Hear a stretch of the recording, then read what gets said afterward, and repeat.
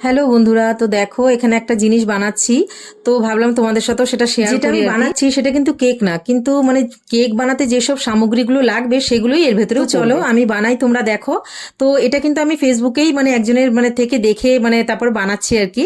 তো দেখো এর ভেতরে একটা ডিম ফাটিয়ে আগে পুরো ভালো করে ওটাকে ঘুটে নিলাম। তার ভেতর দেখতেই পেলে চিনি দিলাম আর একটু রিফাইন তেল দিলাম। এগুলো না আমি কোনো মাপ বুঝে নিইনি, জাস্ট মানে যেরকম তোমরা মানে মিষ্টি পছন্দ করবে সেরকমই দেবে। আর দিয়েছি ভ্যানিলা এসেন্স, মানে ডিম যেহেতু পড়েছে এর ভেতরে, তো উগ্র একটা যাতে ডিমের গন্ধ না মানে বেরোয় আর কি, তার জন্যই দেওয়া।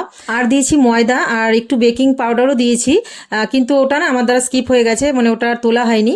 তো যাই হোক, ওটাকে দিয়ে ভালো করে ময়দাটাকে বেশ ভালো করে মেখে নিয়েছি। আর এর ভেতরে কিন্তু কোনো জল টল কিচ্ছু দিইনি, ডিমের যে ঘোলটা ছিল আর তেলের যে মিশ্রণটা ছিল ওটা দিয়েই মানে ময়দাটা মাখা হয়ে গেছে। ময়দাটাকে মেখে আমি দুই ভাগে ভাগ করে নিয়েছি, এক ভাগ সাদাই রেখেছি আর এক ভাগের ভেতরে কিন্তু কোকো পাউডার দিয়ে আবার একটু মেখে নিয়েছি। তো দেখতেই পাচ্ছ যে মানে আমি দুটো গোলাই বেলে নিলাম আর একটার উপর আরেকটা রেখে বেলে তারপর ওটাকে বেশ ভালো করে আর কি রোল করে নিয়েছি। ভিডিওতে তোমরা দেখতেই পাচ্ছ সেটাকে আমি কিরকম ভাবে মানে ওটাকে চেপে নিচ্ছি আর কি। খুব একটা বেশি বেলা যাবে না, আর ওটাকে বেশ গরম তেলে বেশ ছেঁকে নিতে লাগবে।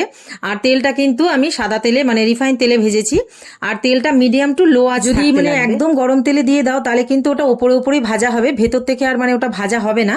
আর এই দেখো আমি তোমাদেরকে দেখাচ্ছি, কিন্তু মার্বেল মানে কেক যেরকম হয় না সেরকম মানে দেখতে হয়েছে, আর খেতে তো দুর্দান্ত হয়েছে। কিন্তু তোমরা কুকিজ বলতে পারো, মানে খেতে খুবই টেস্টি হয়েছিল। তো চলো আজকের মতন আসি, দেখা হবে অন্য একটা ভিডিওতে।